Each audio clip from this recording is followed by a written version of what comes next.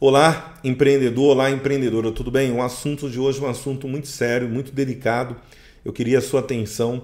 Você que é empreendedor, que tem uma empresa, ou você que é contador que me acompanha aqui, esse assunto é muito relevante e eu vou pedir a sua atenção para que você não caia nesses problemas. Tanto você contador, como você empreendedor. O que acontece? O nosso departamento comercial estava fazendo a abertura de uma empresa e a gente percebeu que há muitas orientações de alguns contadores que fogem um pouco da regra, né? Até da regra da própria prudência, né? Do próprio conservadorismo, que é você orientar o cliente a correr risco e risco desnecessário, tá? E aí eu vou trazer um exemplo aqui, é muito importante para que você, empreendedor, entenda qual a importância de uma boa orientação, de um bom suporte, de um suporte ético no momento que você precisa tomar uma decisão. E você, contador, que muitas das vezes quer conquistar o cliente, quer ganhar o cliente e você quer ficar gerando facilidade.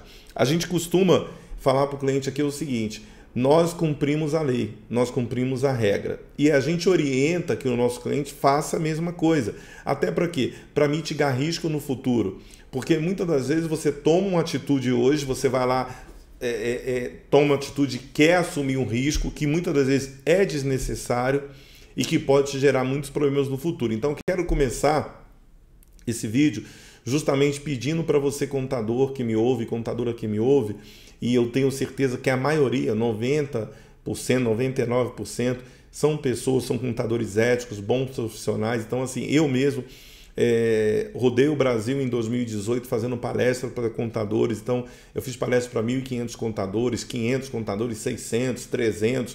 Foram muitos eventos e muita gente me conhece, muita gente me acompanha também aqui no canal e sabe o quanto eu falo da importância do contador para o empresário.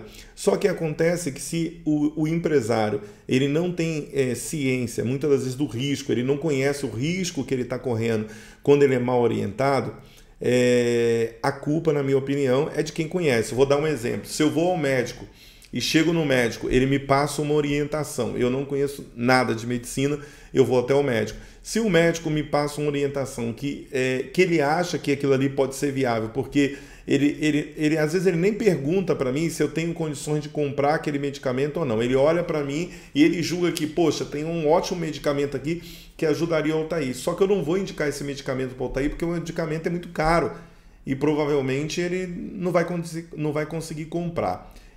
Está fazendo, né, uma avaliação precipitada sem conhecer as minhas condições. E aí ele está fazendo o quê? Ele tá acertando ou ele está errando? Se tem um caminho melhor para seguir e ele não vai me indicar porque ele acha que eu não tenho condições de seguir aquele caminho, ele está errando, porque a obrigação dele é me falar qual que é o melhor caminho para eu sim tomar a decisão. Isso o médico, o engenheiro, imagina, você vai fazer uma casa, o engenheiro fala, não, se eu colocar aqui para colocar aquela viga de tal espessura, pô, vai ficar seguro, mas vai ficar caro, então é melhor a gente colocar um baratinho. Daqui a pouco, dá 2, 3 anos, a tua casa cai. E aí o engenheiro chega para você e fala, poxa, Altair, eu como contratante, né, ele vai falar assim, poxa, Altair, eu não falei para você porque eu acreditava que ia sair muito caro, né, e por isso que eu indiquei para você um mais barato. Eu vou falar, meu amigo, agora eu perdi vidas aqui, perdi dinheiro, perdi patrimônio por causa de uma diferença que eu poderia ter pago.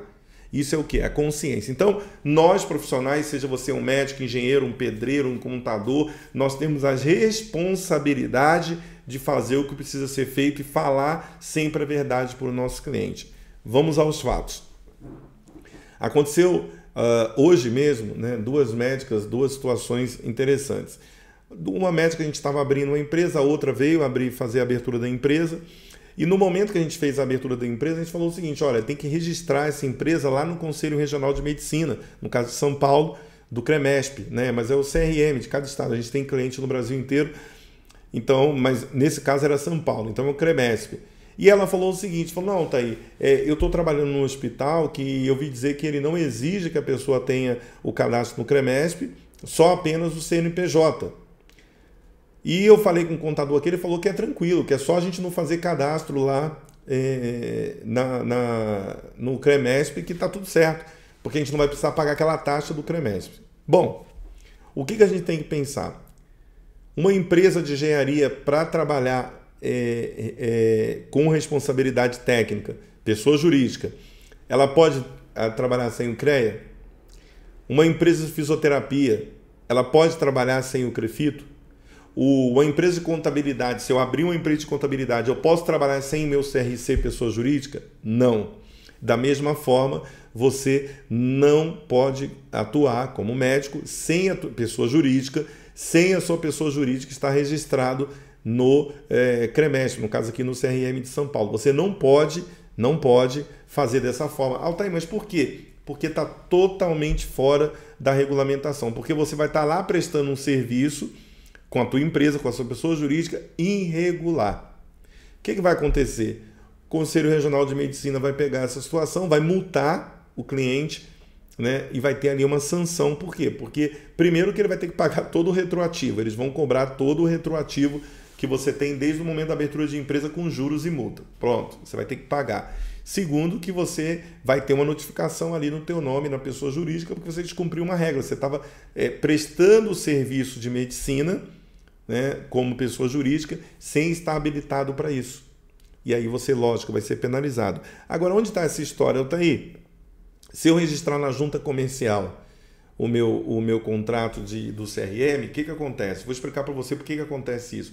Quando você vai registrar um contrato de médico na junta comercial, automaticamente ele deixa você registrar primeiro para depois validar o contrato no Conselho Regional. Pelo correto seria, passa primeiro pelo Conselho, depois vai para a junta comercial. Como é no cartório, se você for abrir uma sociedade simples pura, o cartório já não vai aceitar que você registre a empresa sem a validação do Conselho Regional de Medicina.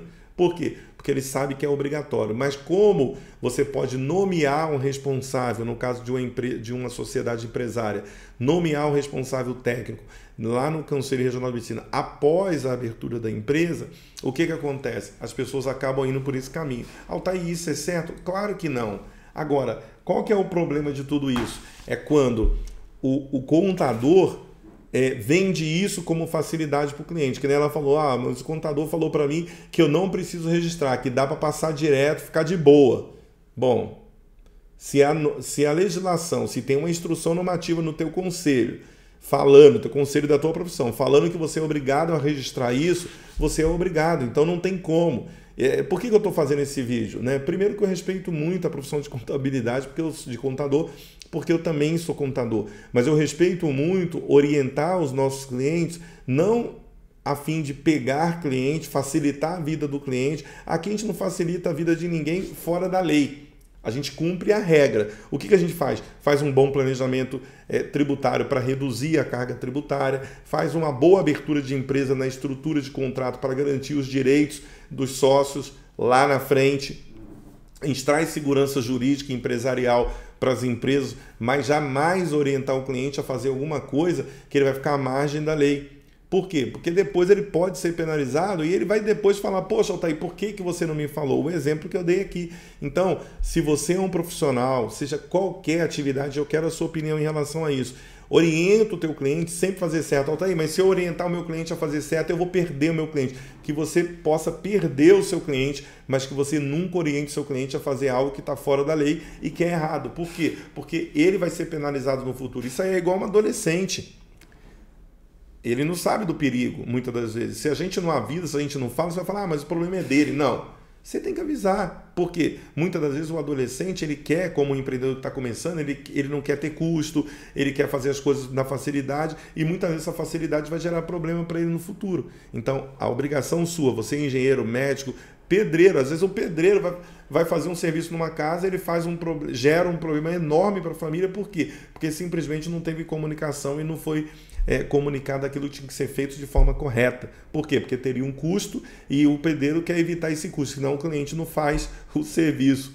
Entendeu? Então tem que ter muito cuidado com isso. Esse vídeo é um alerta para você que é profissional, para você se posicionar de forma ética e estratégica e vender o seu serviço, sempre entregando o melhor para o teu cliente. Assim você vai prosperar, vai crescer, vai ter mais indicação e todos os dias a sua empresa vai prosperar. Tá aí, mas no Brasil, do jeito que é, esquece. Isso é crença. Eu procuro fazer isso. Não estou aqui dando lição de moral em ninguém não, tá? Porque ninguém é perfeito. Mas eu estou dizendo para você que dá para trabalhar na ética, dá para pagar seus impostos, dá para fazer as coisas, mas precisa de estratégia. E aí por isso que você tem que se desenvolver como empresário, como empreendedor, para você não ficar dependendo dessas situações para manter a sua empresa viva e principalmente ter lucro na sua empresa, tá bom? Fica com Deus, muito sucesso e até nosso próximo encontro.